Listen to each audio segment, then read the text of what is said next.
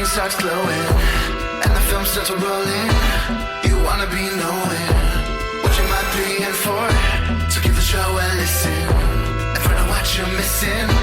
Put yourself in position for the easy good score.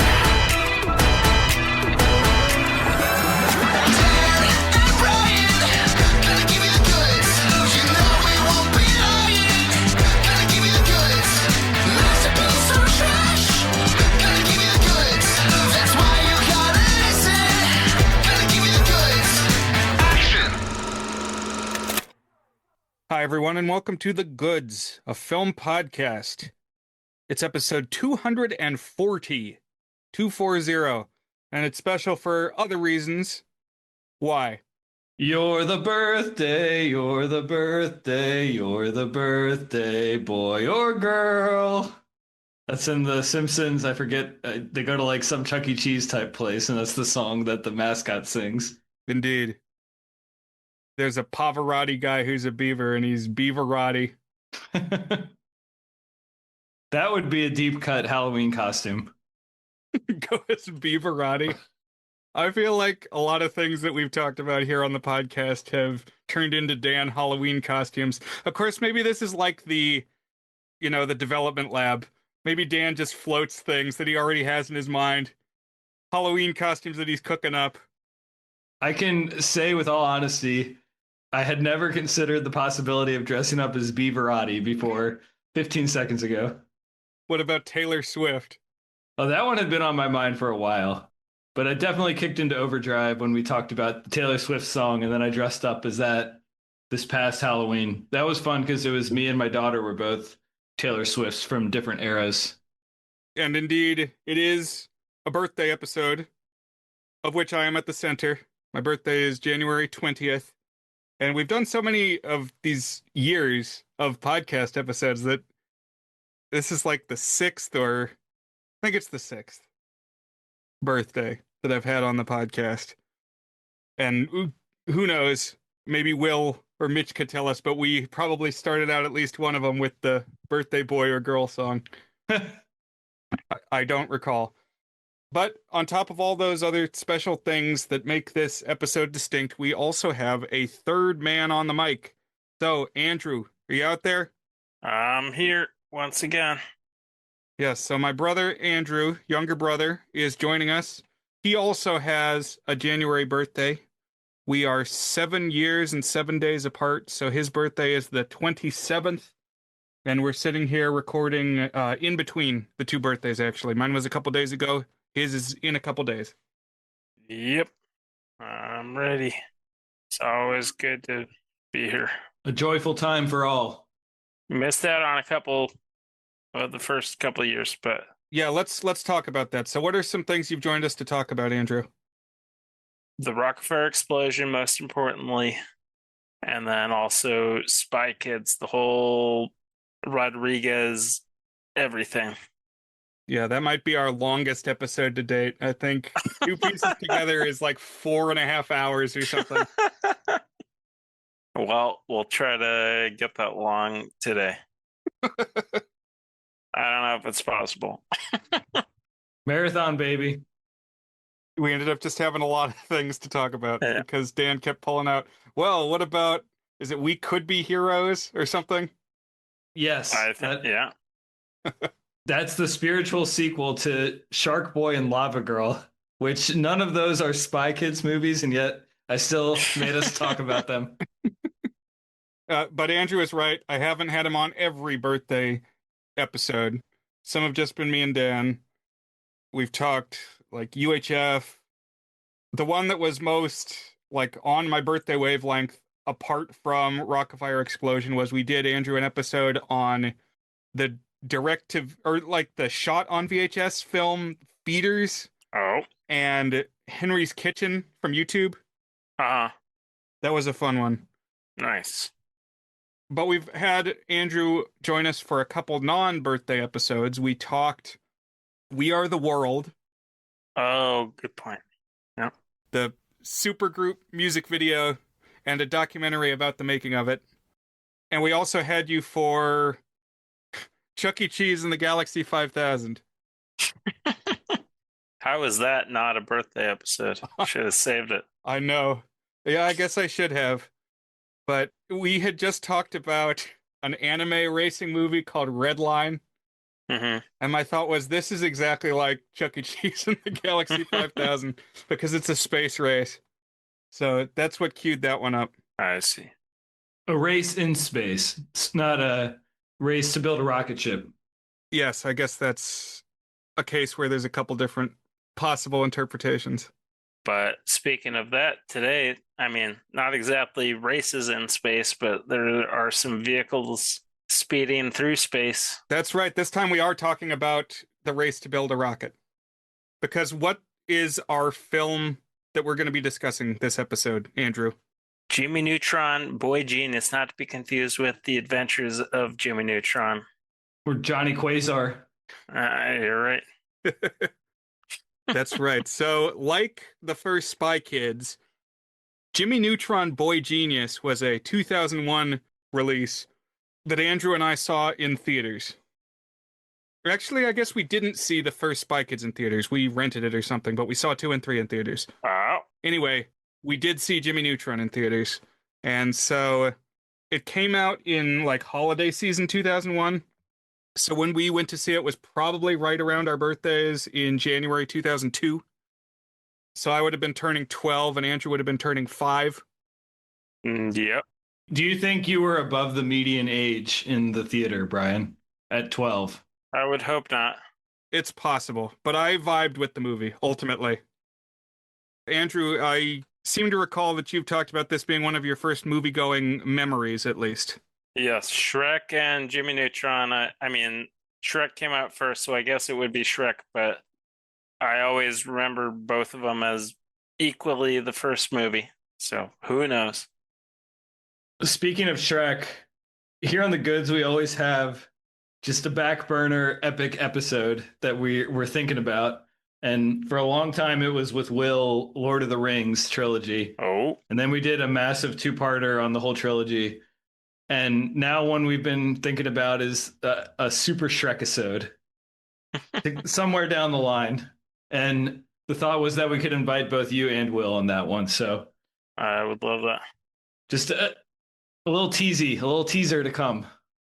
Are we going to wait for Shrek 5 or like do it as a lead in to Shrek 5 or what are you thinking? Well, we'd be waiting a while. Isn't that going to be like summer 27 or something like that? Yeah, I think they've pushed it back again. You're right. But you're thinking big picture, and I like that. Yeah, we'll talk about it, and the studio will realize that the people yearn for Shrek, and they'll accelerate the release date. The people yearn for Shrek would be a good episode title for this episode. Has nothing to do with anything else. You're like, oh, what is this? People yearn for Shrek. But yeah, believe it or not, just as we were about to sit down this evening, I was messaging with Andrew talking about other picks that I had considered, and he said, well, did you think about Shrek? When are we going to do Shrek? Well, I said a Shrek episode. I said, how many more birthday ideas could you possibly have? Where we did Spy Kids, we haven't done it yet, but we've done Jimmy Neutron. When is Shrek coming for the Shrek episode? Yes, and he did specifically say, when do we get the Shrek episode? And I said, well, you let the cat out of the bag because we were going to bring you in the room and lift the blindfold from your eyes and we'd have a big banner that said, welcome to the Shrek episode. But it's coming. So yes, now everyone knows. Welcome. It's on the horizon. Alrighty. Shrek is inevitable. We'll figure out when it feels organic. And we'll talk, I guess, then about why Shrek-isodes specifically are so meaningful to us. Andrew on his radio show did a Shrek-isode, and we'll go a deeper dive when we get there. When it really is the Shrek-isode, which is not yet. This is kind of the pre-Shrek-isode. Yeah, just to get ready.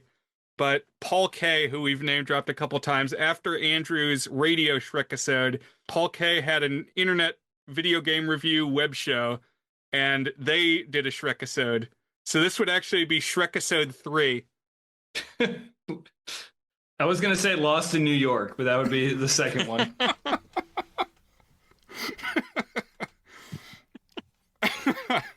No, Jimmy Neutron. That's what we're here to talk about this time. Another 2001 children's animated feature. And actually, I think both Shrek, Jimmy Neutron nominated for the first animated film Academy Award, which Shrek took home. Speaking of Academy Award nominations, they just came out today, and I found them pretty boring. Nothing really excited me about it because they kind of have the science down of like what people are going to vote for. So people pretty much knew all of them, and there was only like really minor surprises, like who's going to be the fifth place pick for this or that. The one like truly astonishing surprise is this song from this movie that no one has even heard of.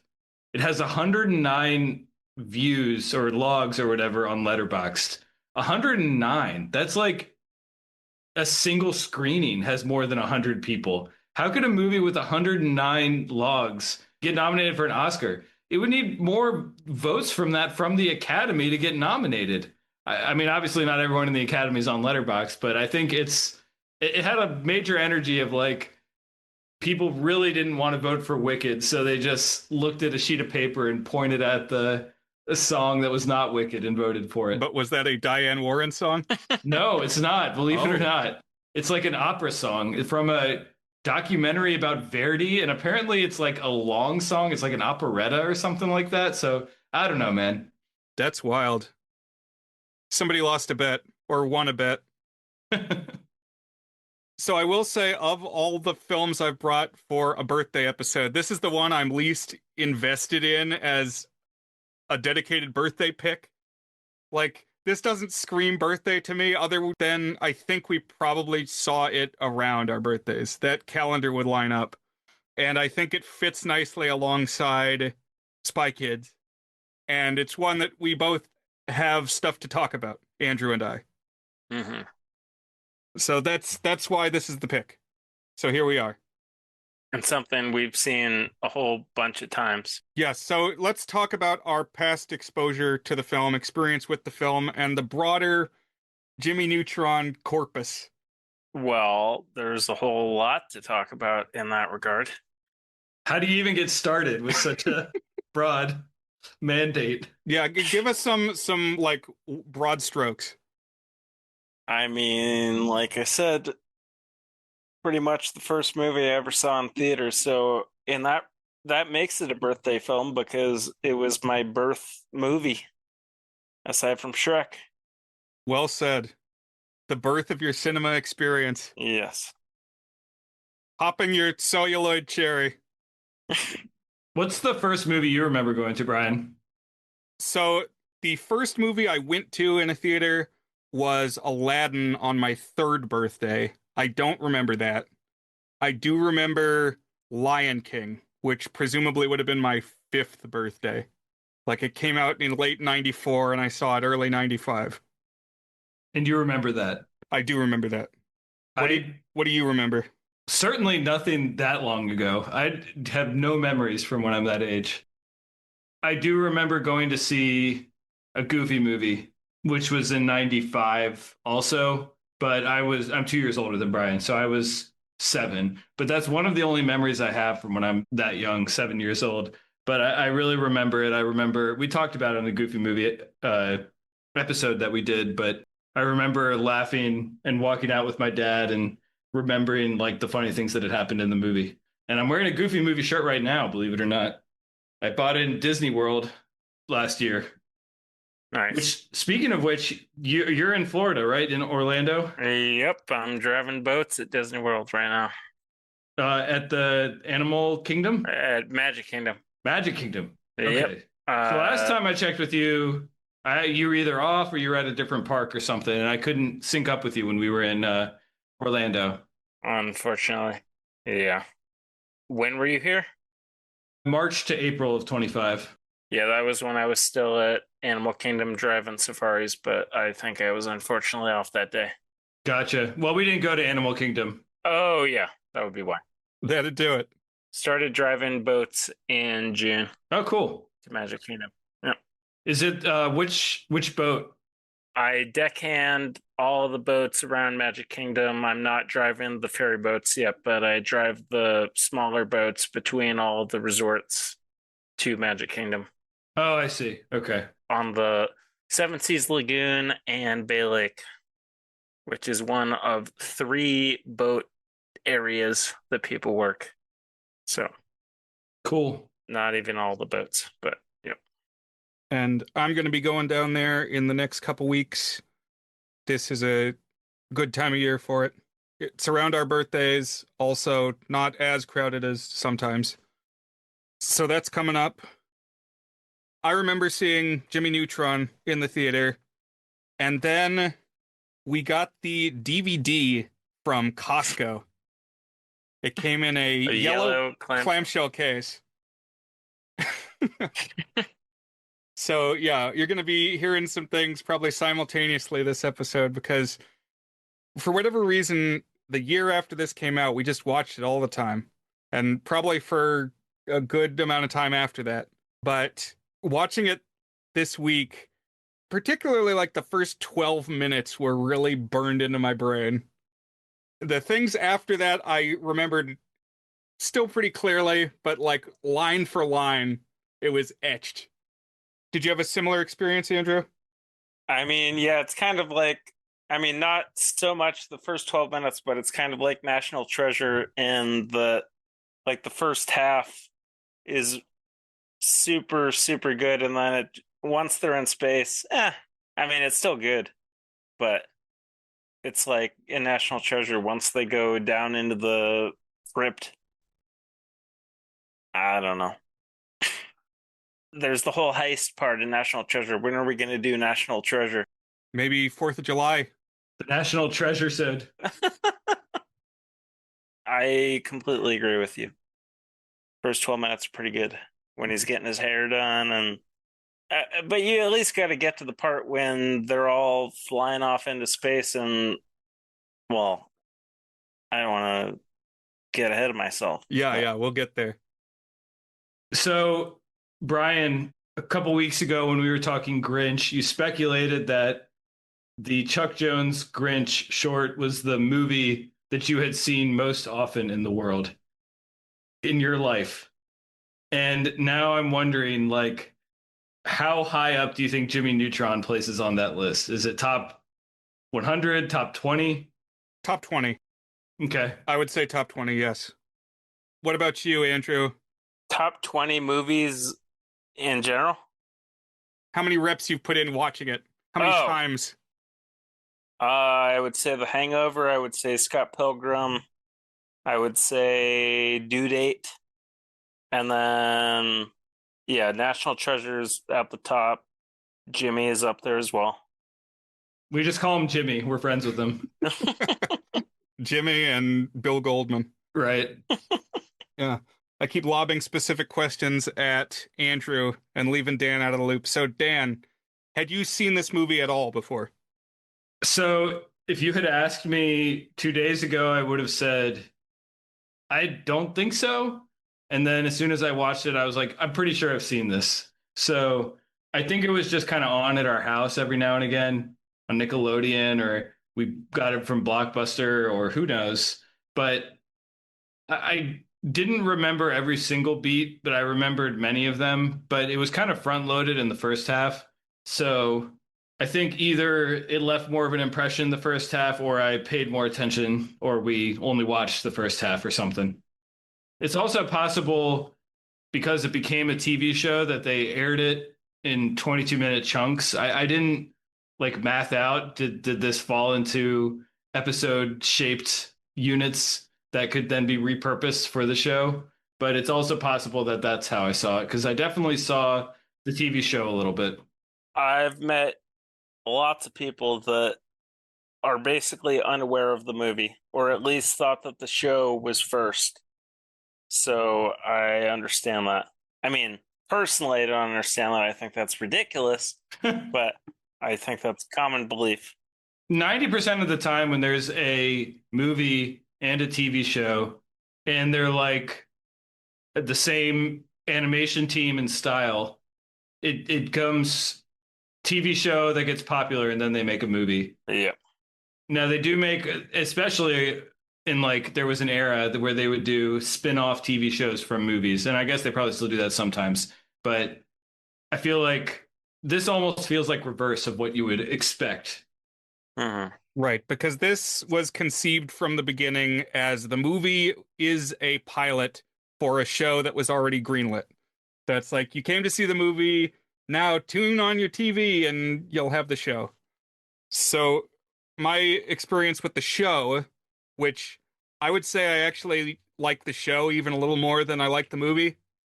I'd like to hear your thoughts on that, Andrew, as we go along. But I remember, so when we were growing up, like young kids, we didn't have cable at our house.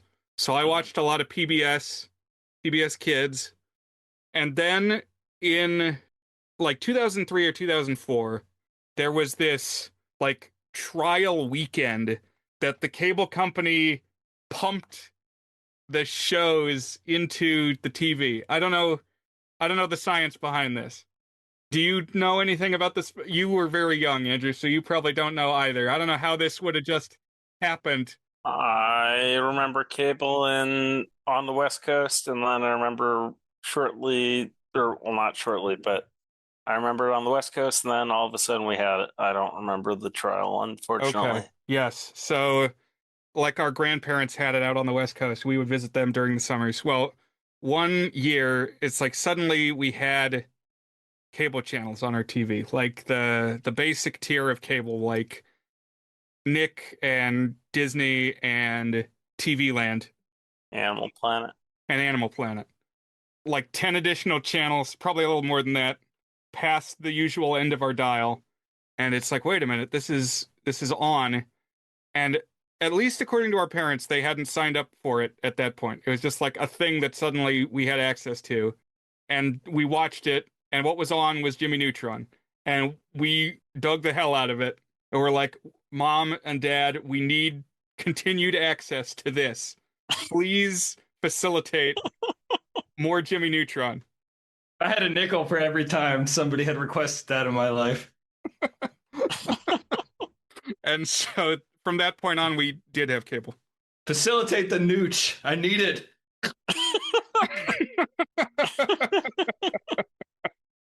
If you call this the Nutrisode, it sounds like it's like an 80s diet fad or something. Yeah, an infomercial.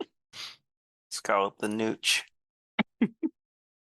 I did more research this week about kind of the evolution of the IP, where this idea started, because it was the brainchild of a filmmaker named John A. Davis. And he originally created this little CGI short starring Johnny Quasar. And so I've been dropping these things in our chat in the lead up to the episode.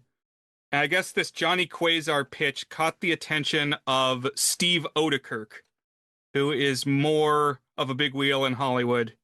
He's like a writer, producer.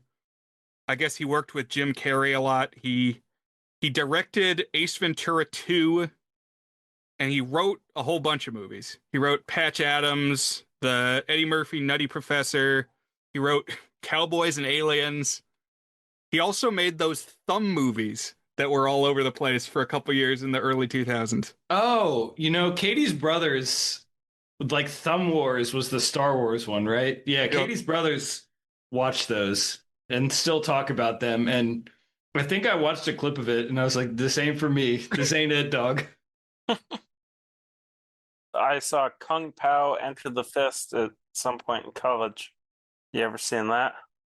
It's like he's the main guy, but it's all sorts of archived, old timey Asian kung fu films clipped together, and then he's like overlaid into it. Have you not seen that? I'm shocked. I've seen a significant chunk of that. I saw it. Okay. I saw it on TV, Okay. and it was funny. So this was a guy who had industry connections, Yeah. and he could help this film, this idea take shape. Because the original Johnny Quasar thing, at least what I found, was just it's like a kid in a rocket with a robot dog, and it's like 20 seconds long.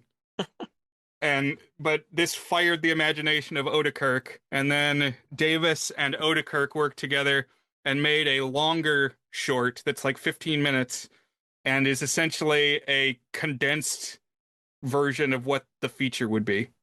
And this is called Runaway Rocket Boy. I guess they made it in 1998. So this week was the first time I'd ever seen this. But what did you think of this, Andrew? Of Runaway Rocket Boy. Yeah. Carl was a little scary. Yeah, he was like even schlubbier. Yeah. All the animation was cruder, but I feel like in general, it's pretty much the whole movie. Right. Yeah, it's like a boiled down version, condensed, but hits all the same major plot points, and pretty much the whole cast is there except the main villain got a celebrity recasting in the feature.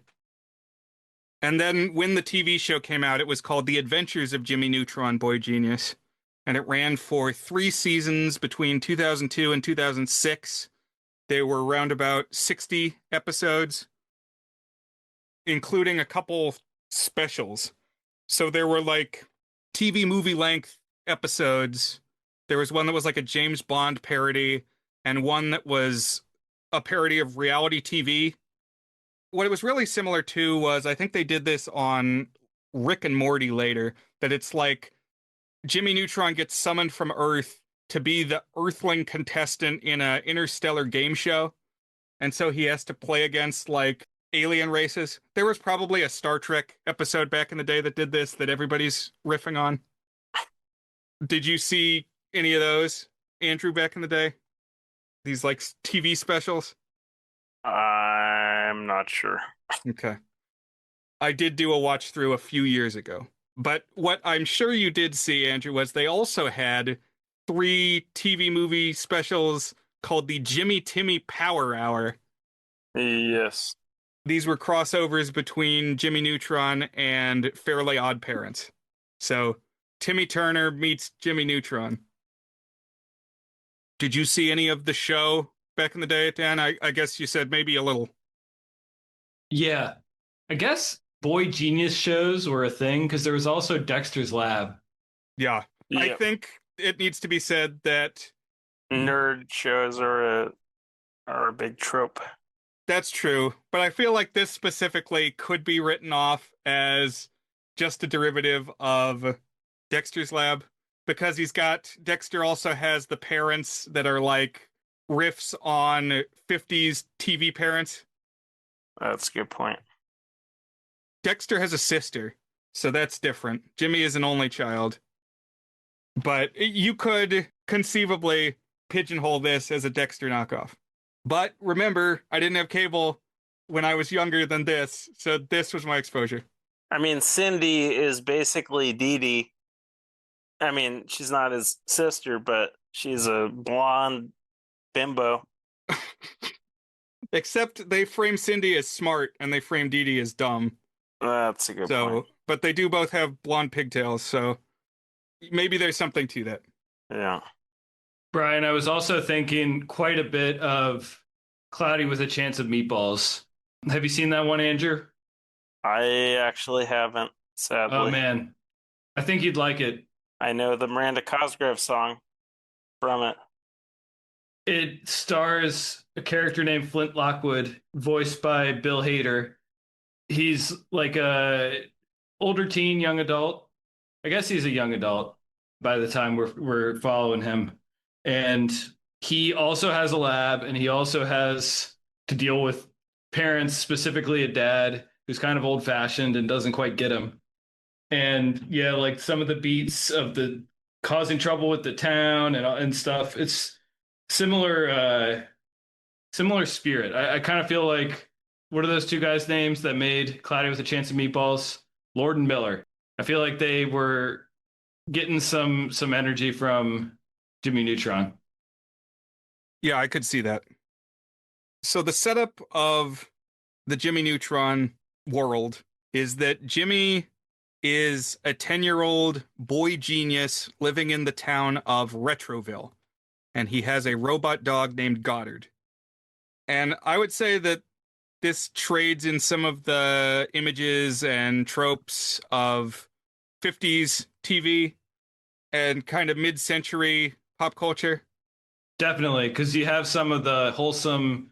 I always call it Leave It to Beaver, but it's not specifically Leave It to Beaver, but like the sort of wholesome suburban family unit, very waspy and white, but like classic post-war values image of this kind of suburban neighborhood and family unit in particular, where the parents are, I don't even know how to describe it. They're kind of, what am I trying to say? It's like, aw shucks, golly gee. Yeah, and also like they're always teaching lessons to the kids too.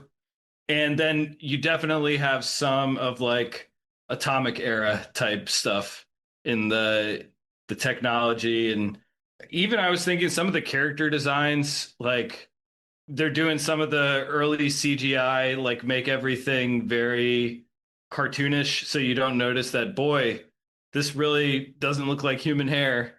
Like this person's face features don't look quite right. And so because it's all plasticky. But I was even getting some energy of like the I don't know, I was thinking of like Fallout. Now it's a TV show also, and a long running series of video games, but kind of the iconography of that too. Yeah, I was also thinking of Iron Giant. Oh yeah. You mentioned Leave It to Beaver, and Jimmy's dad, whose name is Hugh Neutron. Sometimes in the show they would say his full name, which is Hugh Beaumont Neutron. And Hugh Beaumont was the actor who played the dad on Leave It to Beaver. Oh. So that's definitely in the DNA. The names have a lot of references to in them. Like one of the friends' name is a mix of Charlie Sheen and Emilio Estevez or something like that. Yeah, and do you know why that is? No. Because they're brothers, aren't they? Or like stepbrothers or something. Yeah. If they're not brothers, they are closely related. I knew that, but I like why those actors to be referenced. Good question. Well, he's the presumably Hispanic friend. Yeah. The actor's name is I think Jeffrey Garcia, who actually just died. He was only like 50 something. Oh man. Like a month ago. Yeah, it was just recently in the news. And then the other friend is Carl Weezer, played by Rob Paulson, basically doing the PJ voice. Yeah, this short circuited my brain for like, I don't know, maybe like 16 seconds. I was like, I know this, but this isn't the thing that I know this from. Like, wait, what is this? I didn't immediately place it. And then I placed it. I was like, oh, it's the PJ voice. Because that guy's done a lot of voices. Mm-hmm. He's Pinky or the Brain, right? Right, he's Pinky. Yeah. And is he a Animaniac? Yes, he is Yakko. So, like, he sings the fast songs. I guess all the three Animaniacs pretty prominent, but I would say if there's one who is the main Animaniac, it's him. Not that I've actually ever seen either of those shows, but you chopped unks probably have. That's a cudgel that Andrew's been hitting me with now that I've had my birthday. I play along, I laugh along. It hurts. I've never been called a chopped unk. That's a new one for me. So chopped, does that mean ugly or like outdated? Chopped is like washed up. Well, Yeah. I thought it was specifically ugly, but yeah, it's like it's Oh, over. Once you're okay, chopped, maybe it's over. yeah. Or yeah, once you're unk, it's over. If you're chopped, doubly so. And I guess I'm chopped unk. Yeah. Look at me, man. I'm old as hell. I don't know what to tell you, man. I wasn't old. Now I'm old. All right, I don't know that one. I gotta show it to him. Early in the AI boom, when it was making everybody marvel, Andrew showed me a video that was an AI discussion between, it was Joe Rogan and Ben Shapiro, right? Yeah. And so it's like a conversation between the two of them using AI approximations of their voices, and they are summarizing the M. Night Shyamalan film Old. Who comes up with these ideas? Like, what do you mean the beach makes you old? Well, I went there and now I'm old. Look how goddamn old I am. I want to get a shirt that says chopped unk, but that's all. At the start of the film, Jimmy recruits Carl to help him launch a communication satellite into space that he's made out of a toaster.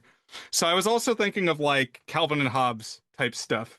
It's got those backyard antics, mad science projects realized with the budget and reach of a kid. So they launch this thing up into space, and it's floating out there, and it's eventually picked up by an alien spacecraft, which was the intention, but you never know how things are going to go once you contact aliens. You don't know if they're going to be chicken themed or not. In this case, they very much are. They got chicken ships, and the aliens themselves are, I guess they're slime, but they're in egg pods. So it's constant egg jokes and chicken jokes, and they're called the Yolkians. And it's kind of confusing whether or not, I mean, they're not dead when they come out of their shells, but like sometimes they're just still existent when they're out of their shells, and then other times they're like basically dead. Like at one point, Nick grabs a spear from one of them and knocks one of them over, and he's dead. He's injured bad. Yeah. Yeah, it's a little inconsistent. The way I feel about all the egg jokes in this movie makes me think of on Seinfeld. There's a comedian who's like a rival comedian to Jerry. And this guy thinks they're friends, but Jerry hates his guts. This other comedian likes to tell jokes about Ovaltine. And Jerry's like, he's got a whole 10-minute bit about Ovaltine. He thinks anything that comes in a mug is funny. I think these filmmakers think eggs are really funny. I don't want to derail this, but I have one thought here. My daughters have this board book called All About Cars, and it's in the Richard Scarry or Scarry, I've heard it pronounced both ways, line or franchise, I guess. I don't know what you call it, but you'd probably recognize them. They're like these anthropomorphic animals going about town. But this one, All About Cars, I was like, oh, it's gonna like teach you what different cars are.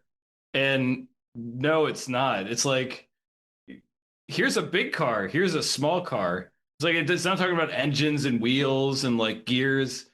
Here's a big car, here's a small car, here's a car that a rabbit rides in. It was like, that's not a real car. You're making up, those are false cars.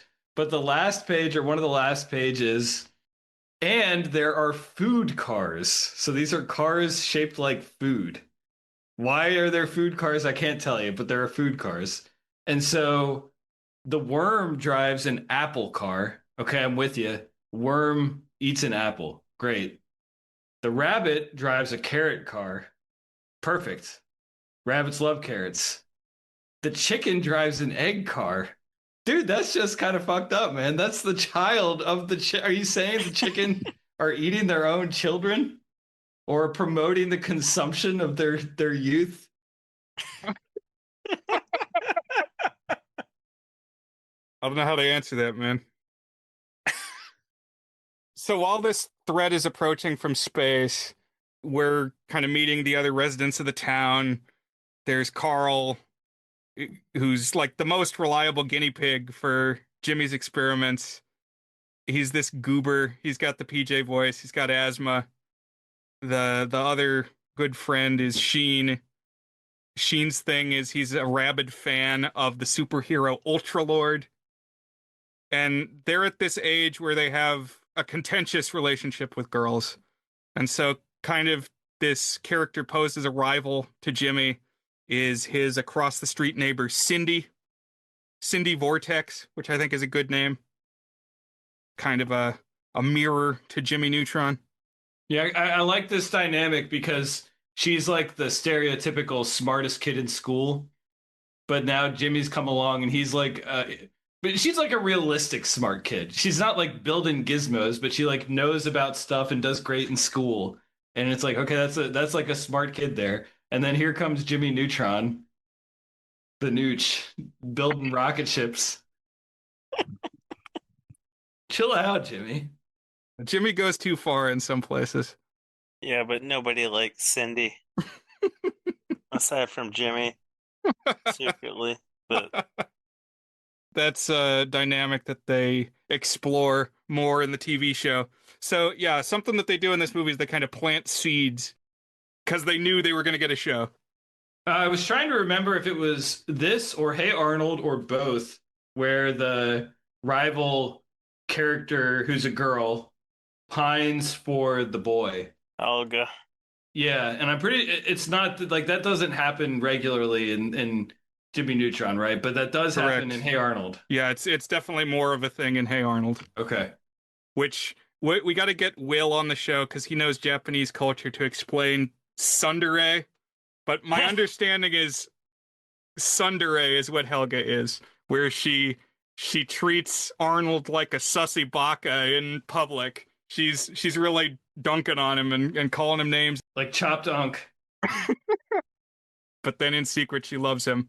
I mean, in the movie, she's definitely half moist for Nick, but Oh my god. like I feel like in the show it's just she's denying that she's thinking about Jimbo. Yeah, it's just the slightest hint here in Yeah. the movie. But then there are definitely episodes where it goes further. There's like a love potion episode and a trapped on a desert island episode. Yeah. In this house, we don't support Cindy. Are you more of a Betty Quinlan fan, Andrew? Her and also Beautiful Gorgeous. Oh, right. So I think then you did see the James Bond episode because Beautiful Gorgeous was from the James Bond episode. My friends think Tulsi Gabbard looks like Beautiful Gorgeous. We're going off the rails here. We've lost control of the podcast. All right. Well, let's get back on the road. No, Betty Quinlan, Dan, for the uninitiated, is the Susie Crabgrass of Jimmy Neutron, Oh, interesting. where she shows up and Jimmy's chasing her around, and then Cindy is jealous. Man, we gotta talk Neds sometime. I'd be down for that. And so even before the aliens are really in the picture, I mean, we know that they're up there. We know they get the communications. We're learning that the kind of down-to-earth, real-world conflict is tension between parents and kids. Like, kids want to have their freedom and their space, and they don't see that parental guidance is actually useful and needed. And so I was thinking this watch of Goofy Movie, Dan, where it's like you've got plots where you're seeing things from the parents' point of view and plots where you're seeing things from the kid's point of view. And there's tension, but ultimately they see eye to eye. Oh, interesting. I was thinking more of the Mighty Morphin Power Rangers movie, where there's ends up being an elaborate conspiracy to mind control or take over the parents, and the kids think it's great, but then it turns out gotta have parents. Well, that is very much what happened. So you're not wrong at all. Sorry to spoil the whole movie. But I can see what you're saying. None of the adults get the depth of a Goofy, though. No, and I don't think either of us is going to give this quite as high a score as we gave Goofy Movie. But Andrew, are you pretty familiar with Goofy Movie? Despite working for Disney, I mean, I've seen it, I think twice, but not terribly familiar. Gotcha. I mean, I have my philosophies that we don't need to get into, but Okay, save that for a future episode. otherwise, not exactly. I got you a Powerline shirt once. Yes, so you know that I like Goofy Movie. I Yeah. like Jimmy Neutron too, so let's stay on track. What kind of kicks off the terrestrial conflict is there's this cool bad boy named Nick, and Nick pulls out a flyer that says there's an amusement park called Retroland that's going to open. Like, grand opening night is here, and all the cool kids are going to go tonight when it opens, which is a school night.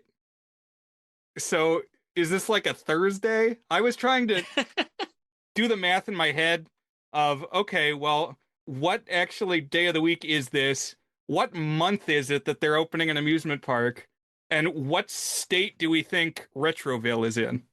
What was their business model too? Like, oh, this park that kids are gonna love. Let's open it at a time when no parents are gonna take them there. Yeah. Well, it's generally it's like middle America, suburban America, anywheresville, you know? Right. And so, yeah, assuming it's like somewhere in flyover country, like you can't have a theme park open all year round. So maybe this is like in May or something. I don't know. It's hard to know. But I guess I could see that if there's like an influencer night these days, it's like you want to have a night kind of before everything else is open so that people can go in and hype it up. So maybe. But did you have any thoughts about this, Andrew? You're blowing my mind right now. I haven't considered that.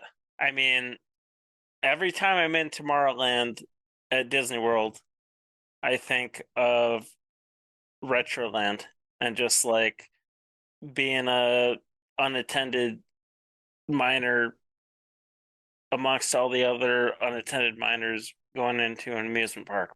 Yeah. I'll say it now. I think about Retroland all the time.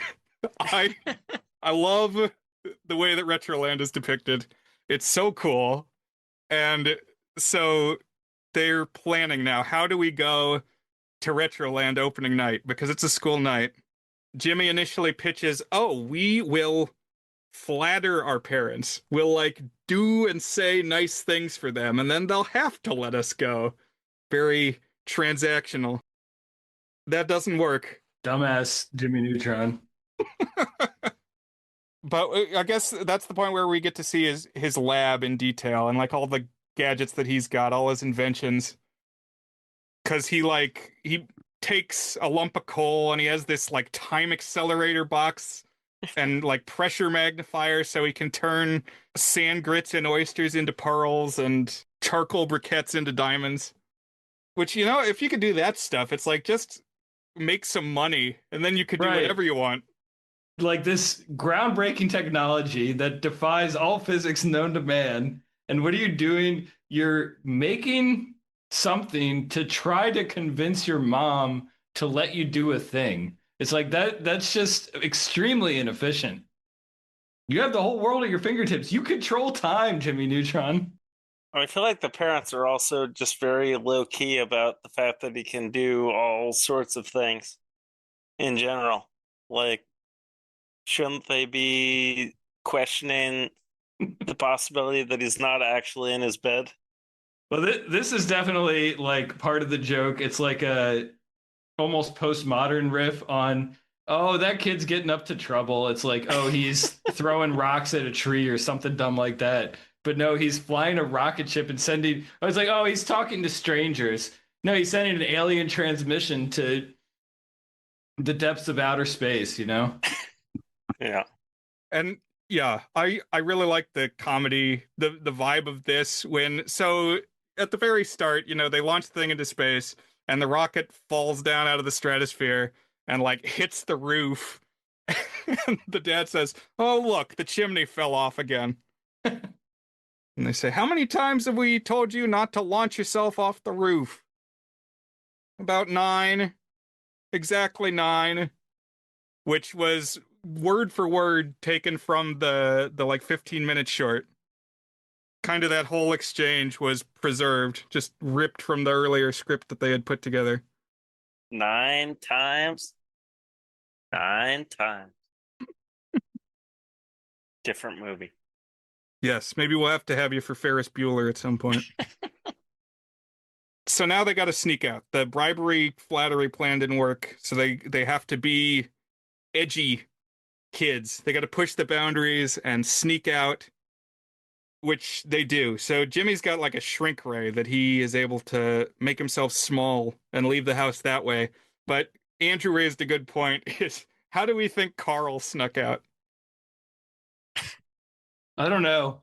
I thought it would have been funnier if he had just asked his parents. They're like, okay, and he goes out. But I guess he had to sneak out too. That could have been what happened. I think they do have a discussion on the walkie-talkie that it didn't work that way. But I agree that that would have been funny, that maybe they just don't even pay attention to Carl. Or like they trust him not to get into trouble, or Yeah, there are angles they could have explored. But now that they're out in the night, and also, I mean, I questioned that everybody would actually be there, as many people would be there as are there at the theme park. But there are. You thought more about the logistics of this than the writers certainly did, Ryan. That's right. Retroland has lived in my brain since 2001. By the way, 25th anniversary of this film. Good grief. The years start coming and they don't stop coming, as we'll say in the Shrek episode. The quarter century Nooch. That's nuts. I'm not going to get tired of Nooch, I don't think. You got to pick a title that one of your Nooch chestnuts has to become the title of the episode. But they get there, they're partying at Retroland. They ride a roller coaster called the Bat Outta Heck with Nick that has like trains that go right side up and upside down.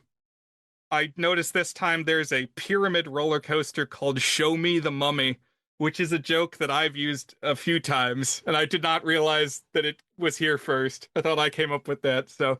Did you have a Gauntlet episode named that? I had a Gauntlet episode called Show Me the Mummy, and then I did a little pinball cartoon animation that incorporated Show Me the Mummy. I think that's a straightforward enough pun that it's plausible you could have come up with that independently from the writers of Jimmy Neutron. Can't trademark Show Me the Mummy. It's low-hanging fruit enough. But while they're out and about, the aliens from space have come and abducted the parents. Why? Because they said they looked tasty? Was that why? Right. Okay. So they say the parents look delicious, and so they come and they abduct all the adults in the town. And I guess all the children are at the park. Like, we don't hear about ones who are at their houses and got left behind, but the aliens are specifically after the adults. That's just how it's explained. They want the large ones. And once we get to space, we find out that they've got this whole ritual sacrifice planned. So maybe that's part of it. They think only the adults provide a suitably sizable meal. This leaves the children home alone in the town. And like the night before, they'd wished on a star of, oh, this is great, out on our own, totally free in this libertine child lifestyle. We need more of this. I wish the parents would go away. And they wake up to find that that's the new reality they live in.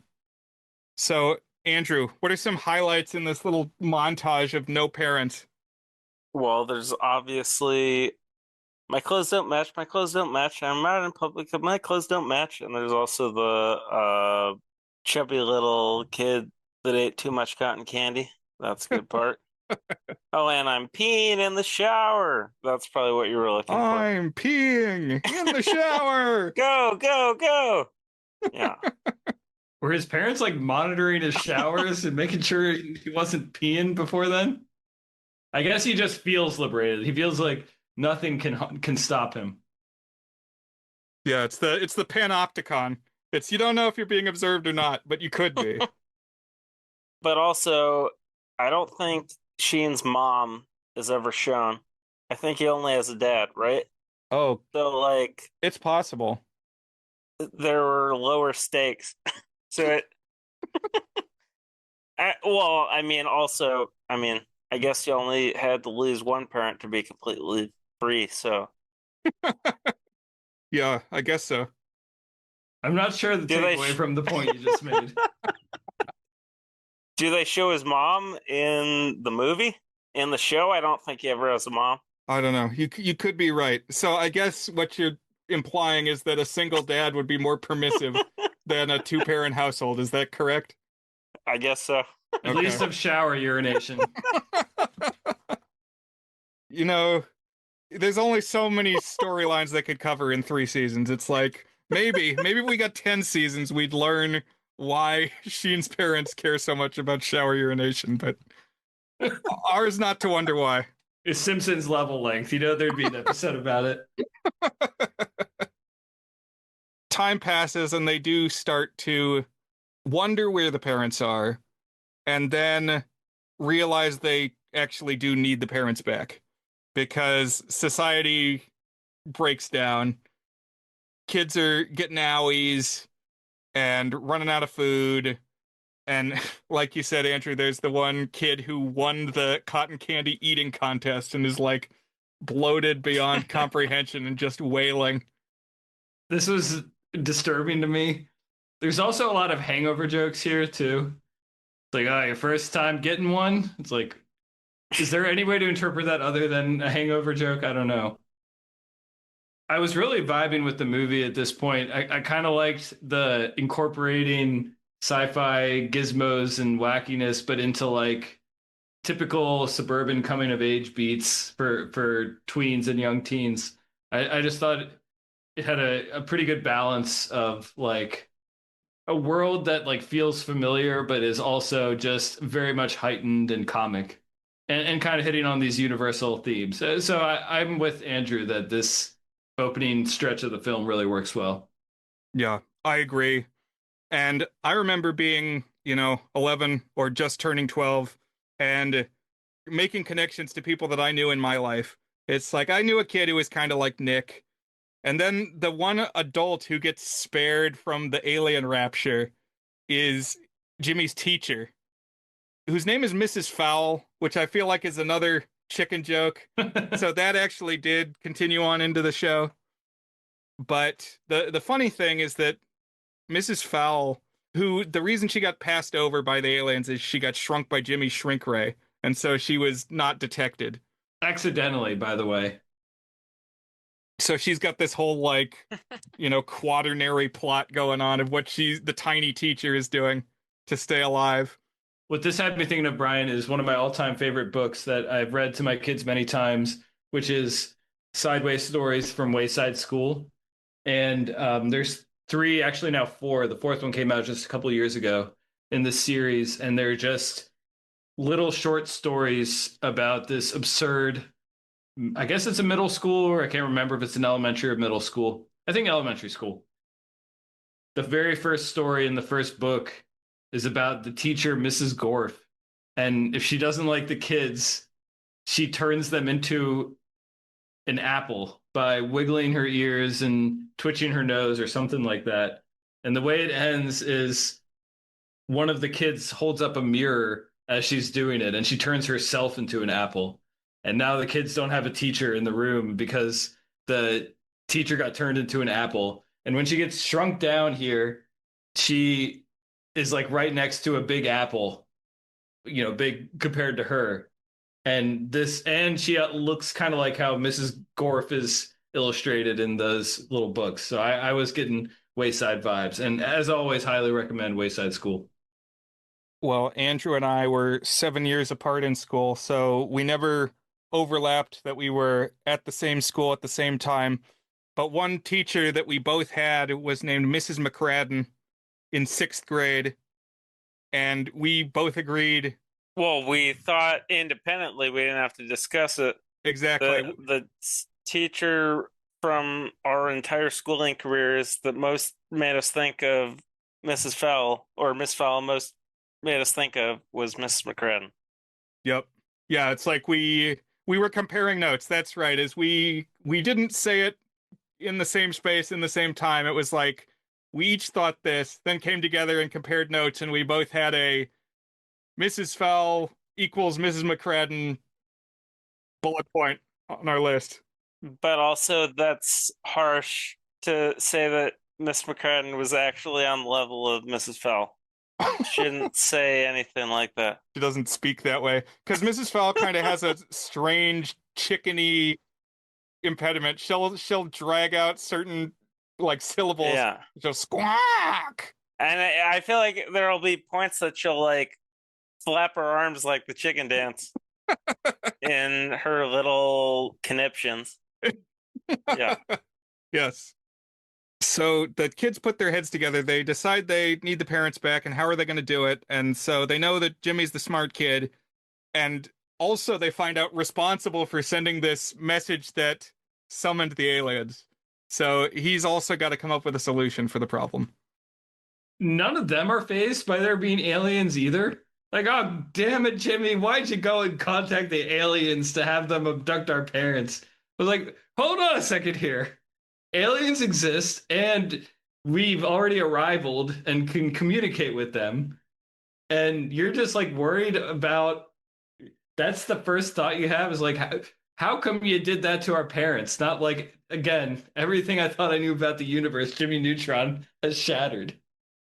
We both laughed this week because each household has a note, like a typewritten note left behind by the aliens that says the parents have gone to Florida for an extended vacation.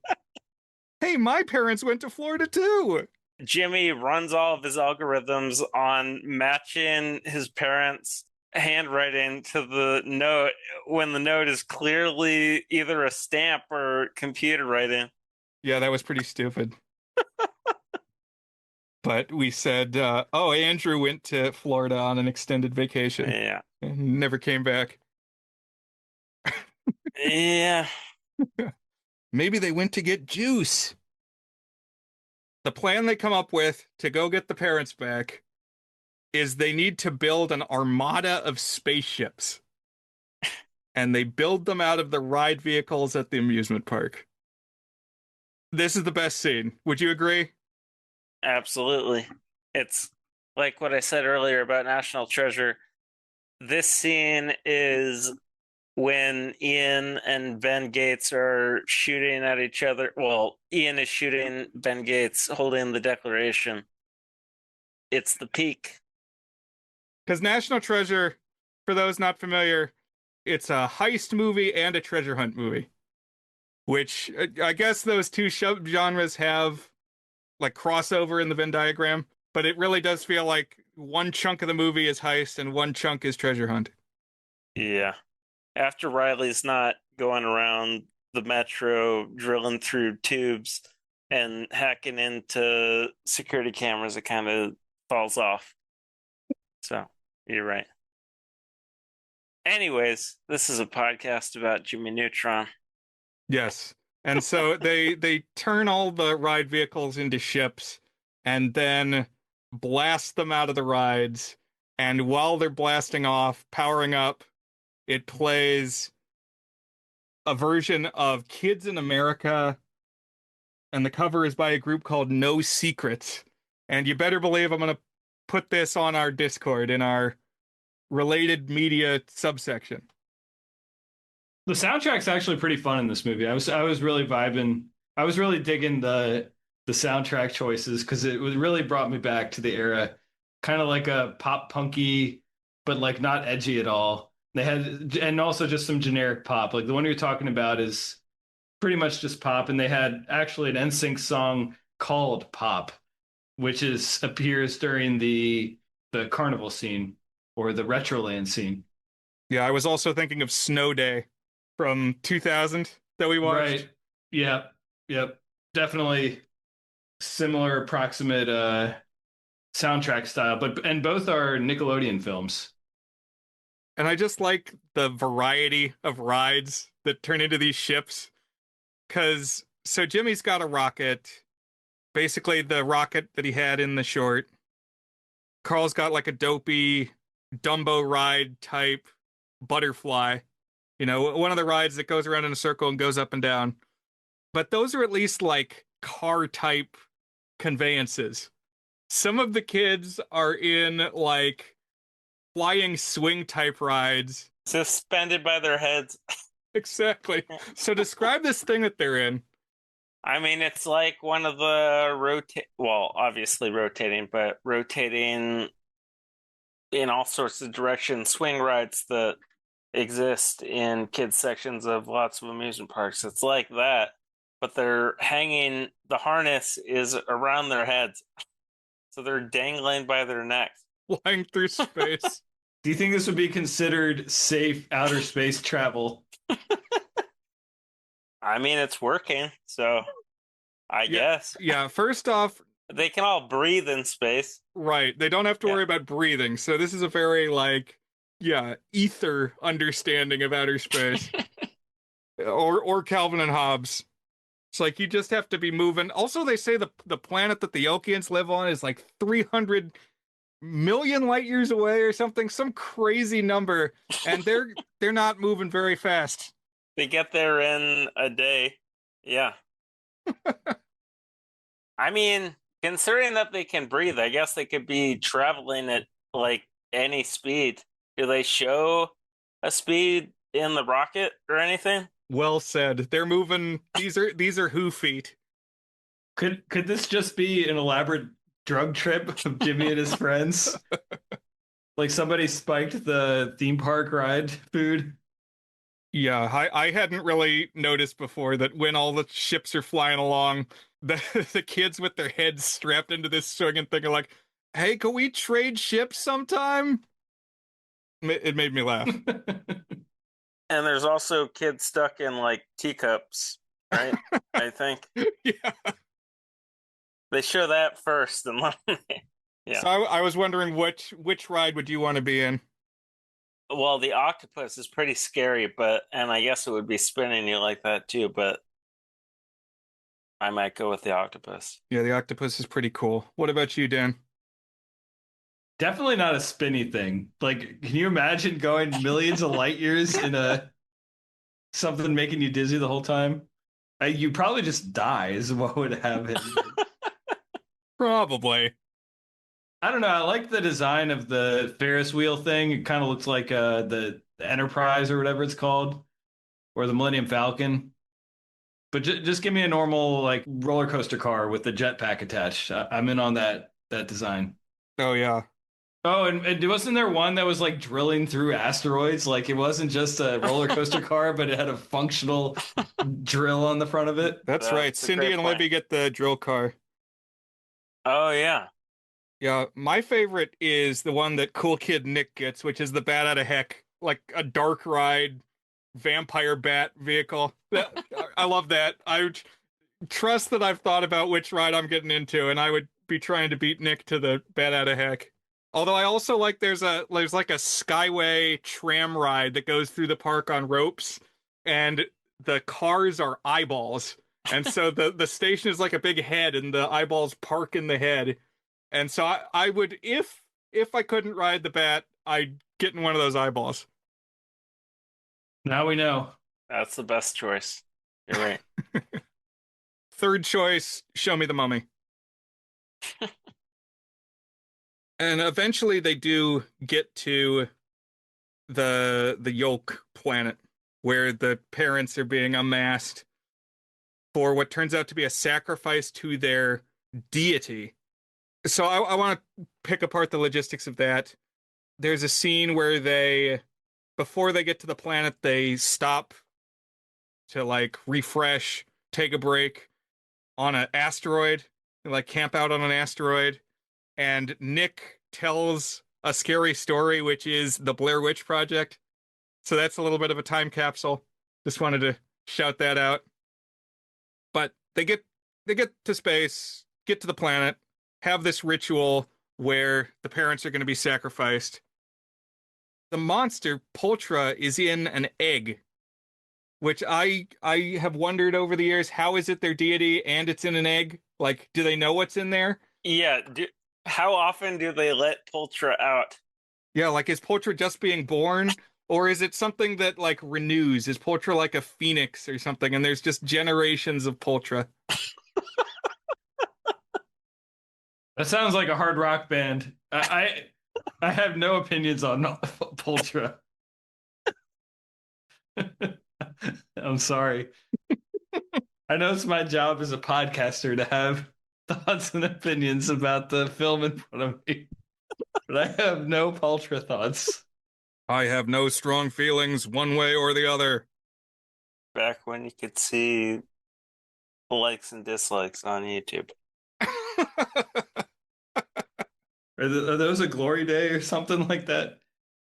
There was an upload of that clip, the quote that Brian just said from Futurama, and it was like a big Reddit thing for years to keep it at an exact like and dislike, perfect ratio likes and dislikes, and now you can't see that anymore. So probably nobody's keeping up with it. But like the second you liked it, someone would dislike it.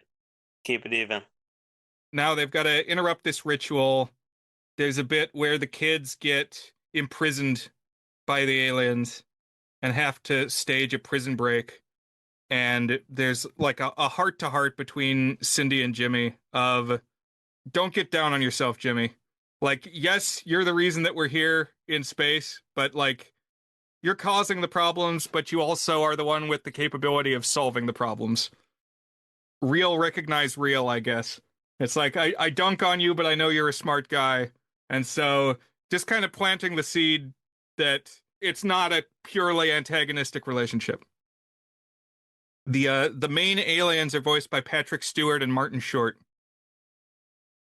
It's a pretty good get.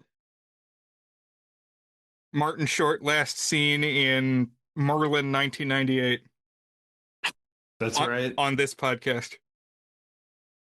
Martin Short, most famous for being in Santa Claus 3. Jack Frost. I don't think that is factually true, but we can say that. We spread misinformation on this podcast. We're just trying to radicalize our listeners. For what? Against?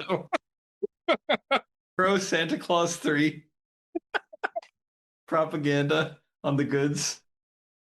So they get out of the prison, they get up to the surface, they interrupt this ceremony where the giant chicken monster hatches out of an egg. Trust that there's less chickens. If you go and watch the TV show, not so many chickens. The chicken novelty wore off. Also, I don't think it was discussed at some point early in the movie when Jimmy opens his refrigerator, there's like 4 levels of the fridge that are just eggs. There's like 6 dozen eggs in the fridge or something. So what's your theory, Andrew? Do you think the aliens put those there? Or because the movie also starts out with the mom making eggs and there's discussion of your yolks are perfect. So did eggs already play a large role in the human society? I'm going to say that they did. I guess so. Yeah. It's like, what's so great about the eggs? Just move on. I'm tired of all the eggs. These are Gaston numbers of eggs. But they bust the parents out. They've got these like mind control helmets and they get them out of those and kind of waddle them onto this ship that they've taken. I like that kind of each character gets a moment to shine. So Sheen is the one charged with go and get the ship. He's kind of been shown to be like hyperactive and can he focus on a task, and he goes and he gets the ship. And cool Nick has like a fight with a couple of the aliens, but then when the big monster comes out, he's scared of the big monster. So it's like little bits of story threads, little bits of character featuring. But they all get on the ship. They escape the chicken monster. I think they whack the chicken monster with the ship. And then they're escaping while being pursued through space by the alien king. And there's some use of the various gadgets. Like Jimmy makes himself big with the shrinking growing ray. Planet size. Yeah, he makes himself planet size and he spooks the alien king into submission. I think there's one episode where the aliens show up again in the show, but they're definitely not like prominent antagonists. The big bad on the show, I would say, is this character named Professor Calamitous. He's the one that would show up again and again and be like the Joker. I learned this week that he's voiced by Tim Curry. Did not put that together previously. And there's kind of like a rogues gallery of various villains that get recycled a few times throughout the show's run. They eventually, though, make it back to Earth, and there's a new appreciation of kids for their parents and vice versa. Something I haven't talked about yet is I want to just express appreciation for the dad specifically, but I think both of Jimmy's parents get time to shine. I think they're both funny. I just like the energy of the dialogue that they have with Jimmy, and I think Dan did a good job describing it of like, they're speaking to each other somewhat normally despite these cosmic insane things happening, and comedy derived from that of like, go to your room, stop setting the drapes on fire with rocket engines. Do you have quirks of the parents to appreciate, Andrew? My primary quirk with Hugh is that I interacted with the voice actor on Twitter, and we had talk of him being on something different, but sadly it fell through. He stopped responding, but he was initially down. Mark DiCarlo. Very sad. Well, that would have been cool. Yeah. I think he's got a funny voice, just inherently. But then, so he really likes ducks. He like collects wooden ducks and just likes to talk about ducks and make duck sounds. And he's loopy and weird things he'll latch onto. He's also upbeat. He's not a nag. He's like, he strikes a balance between not like encouraging Jimmy to cause trouble, but also just being sort of cheerful about the whole thing. It's like this most outrageous thing that could be happening to someone. He's just kind of going with the flow. Yeah. Yeah, he's kind of in awe of Jimmy's abilities. And yeah, just he goes with it. And so one thing he says a couple times is, "Oh, that is pretty neat." Kind of captures the spirit. But my favorite is when he goes upstairs to chastise Jimmy about kids shouldn't play with rockets. And this is another bit that was like verbatim from the 15-minute short. But he's like, "You just can't play with big people, fiery, flying things. Because that's what rockets are, son. Rockets are flying things." I hope this talk has helped. It's like a dad giving his son the talk, except it's about, well, hold on a second, about rockets. Hugh Neutron, I would say, might be my favorite TV dad. I don't know. When we saw it, we made jokes that we saw some of our dad or connections between Hugh and our dad. I see that less now. Our dad is not as silly Yeah. as Hugh Neutron. I don't know why we thought that back in the day, but he is a good dad. Our dad is good. Hugh Neutron is good, even if they don't have so much overlap. You're right. Do you have other film or TV dads to shout out, Andrew? Geez.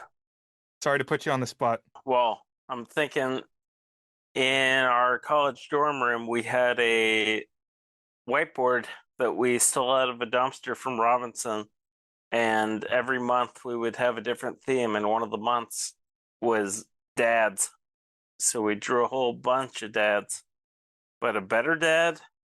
That's It doesn't hard have to to be say. a better dad, just another dad, because you don't have you on the podcast all that often. So now's the time to speak your piece about movie dads. But on the subject of Andrew diving through dumpsters at his high school, we also had him on for the Jenga Club episode. That's a great point. How Who could we could forget? Yeah. Okay, well, save that thought for your rating, Andrew. Maybe you'll think of another dad. Oh, okay. But that is Jimmy Neutron, Boy Genius, from 2001. They make it back home. Further adventures lie ahead in the TV show. I think the mom might have been inspired by Mary Tyler Moore. I've been watching Dick Van Dyke tributes this past couple months, and the way the mom's hair is, it kind of turns up at either side of her head in an almost unnatural, like curly Q. Mary Tyler Moore's hair was that way in the Dick Van Dyke Show. I did look at pictures right before I got on, and you're right. I think you're onto something. And the credits has a song called Parents Just Don't Understand, which was originally by Will Smith, but this one has a cover by, I think it's Nick Cannon and Little Bow Wow. There's a power duo for you.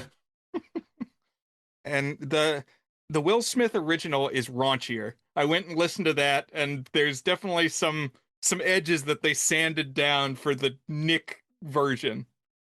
Andrew, you guys played this one on your credit songs episode of your radio show. Oh, it's been a while. And I think in a different episode you had Kids in America with No Secrets, but I don't remember what episode that was. You know what? It was probably for the America 2000. episode. Oh, which one did you say? Well, we did a 2000s episode, I think. Oh, that's possible. I would strongly believe that you know better than I do. Okay, well, I think it was in your final batch episodes when you were doing it during the summer, which most years you didn't do. You had a patriotic episode, and I think it might have been you had Kids in America then. I believe you. All right, well, that's our Jimmy Neutron love fest in the can. Just an overabundance of Nooch.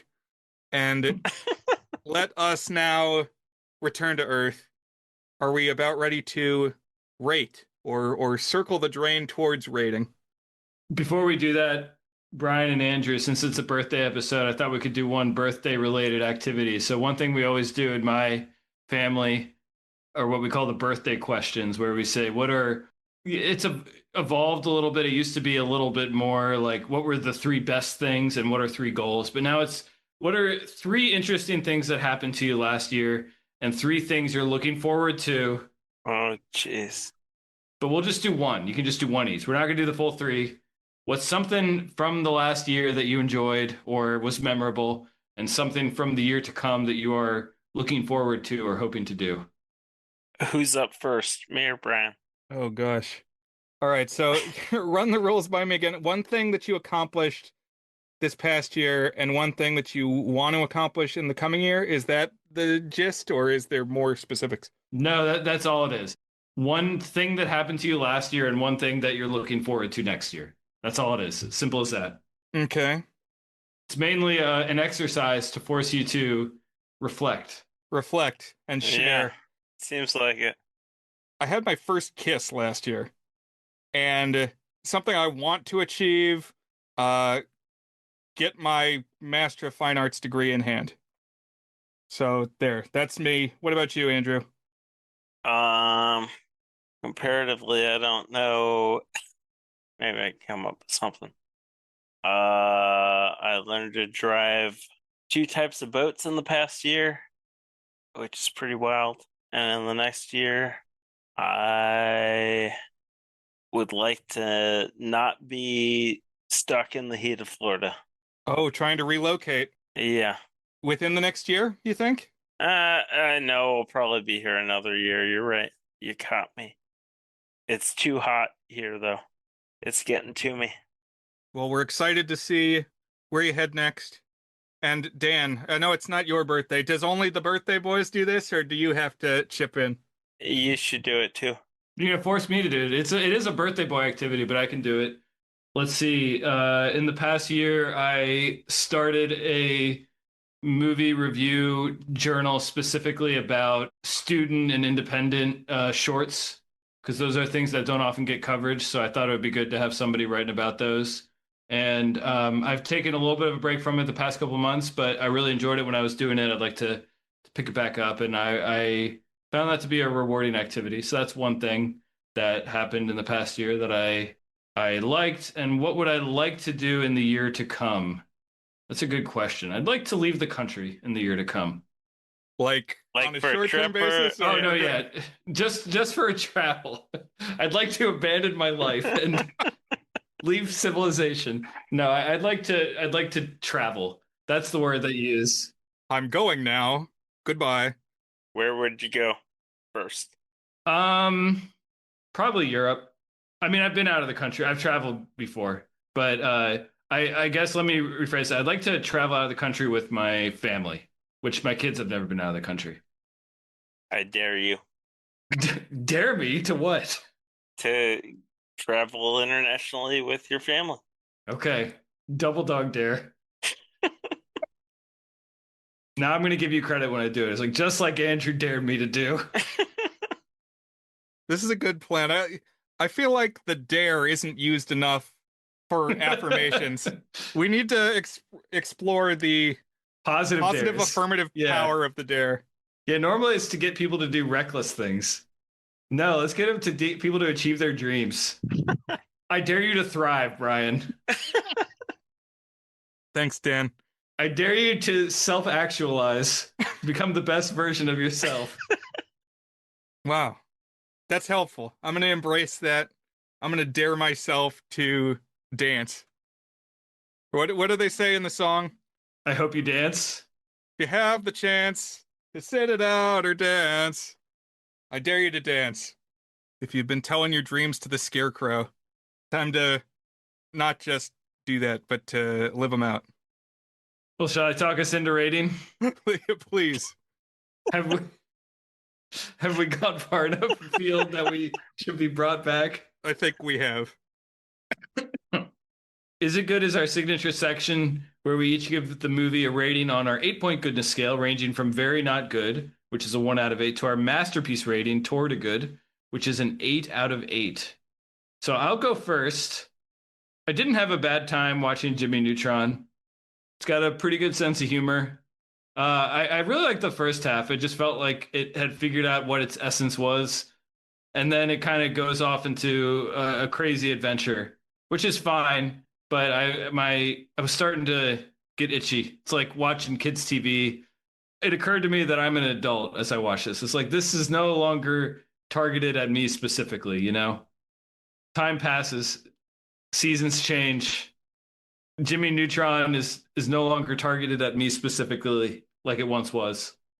On that note, sorry to interrupt, but I've seen things from the 90s and even the 2000s lately referred to as unk slop. So maybe this has entered the bin. This is unk slop. Oh God, Is it chopped? very well, possibly. Well, let's finish that thought. So Dan, sorry to cut you off. That's okay. And I actually found it pretty pleasingly made. Like the animation is ass upon ass, just so ugly. Speaking of ass upon ass, the chicken monster, the ass was fat on that. I don't know what they were thinking. And we get like a zoom in on it when they're battling it. What's the name of the chicken monster again? Ultra. Yeah, Poltra. I guess I do have a Poltra opinion.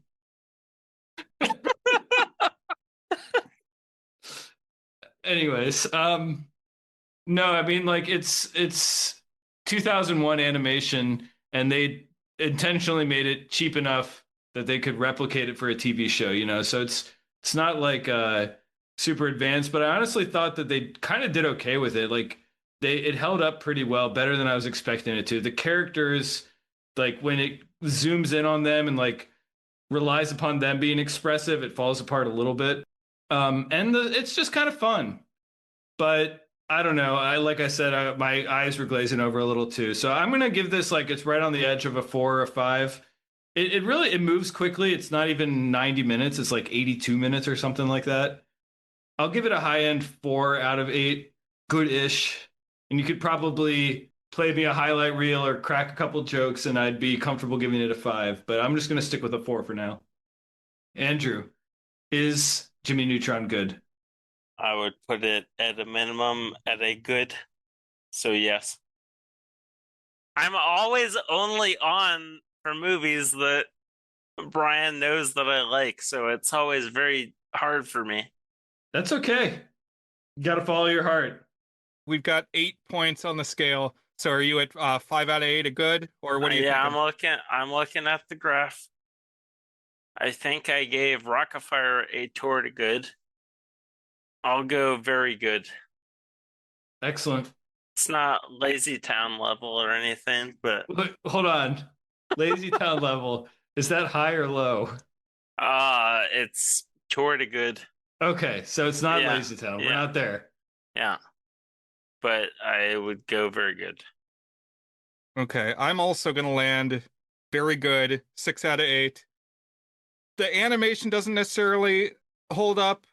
Dan's right though that they envisioned it to roll into a TV show. So it's like you had to keep pretty much the same level of quality in your TV show. So with that in mind, it's not bad.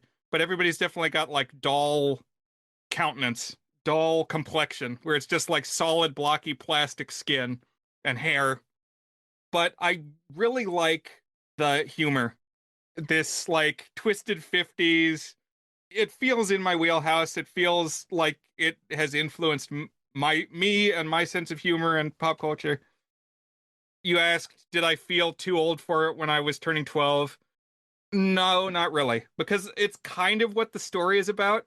It's like that's the, I think they say he's 10, but he's at this age where it's the storyline is about like puberty on the horizon and how is that going to shape his life?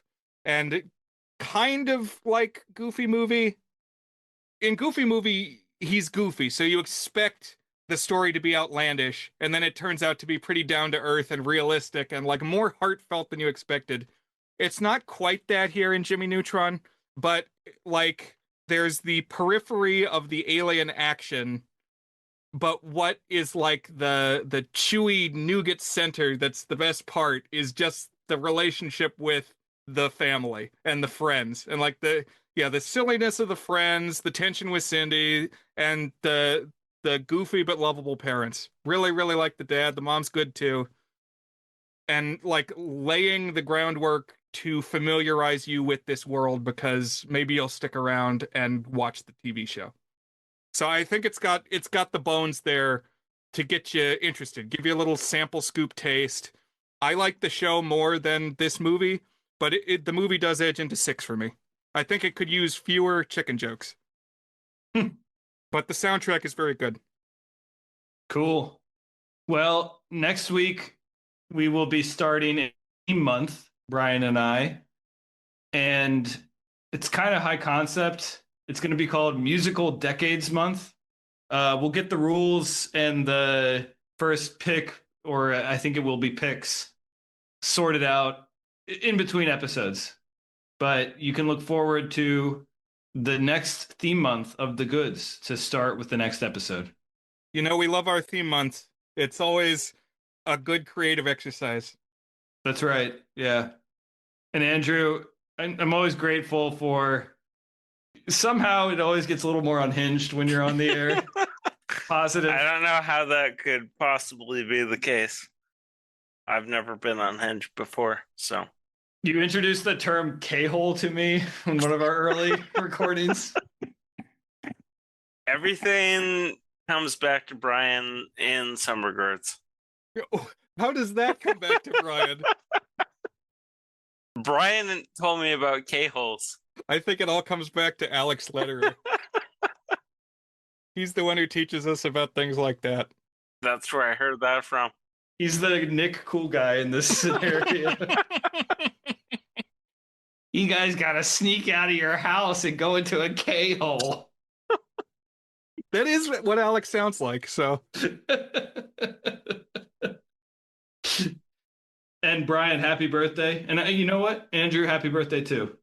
Thank you. Thanks, Dan. When's your birthday? June. Dang. All right. Well, when are you going to start doing, you should do biannual birthday episodes. What do you mean by that? Well, June is pretty far away from January, so. Yes, we do June. We do. Yes, don't be confused. Dan gets birthday episodes. I don't. Oh, I'm not the only one who gets birthday episodes. okay. Yeah, this isn't for both of us. This is the Brian birthday episode. The Dan birthday episode happens in the summer. Like you said, we spread them out. All right. Well, good.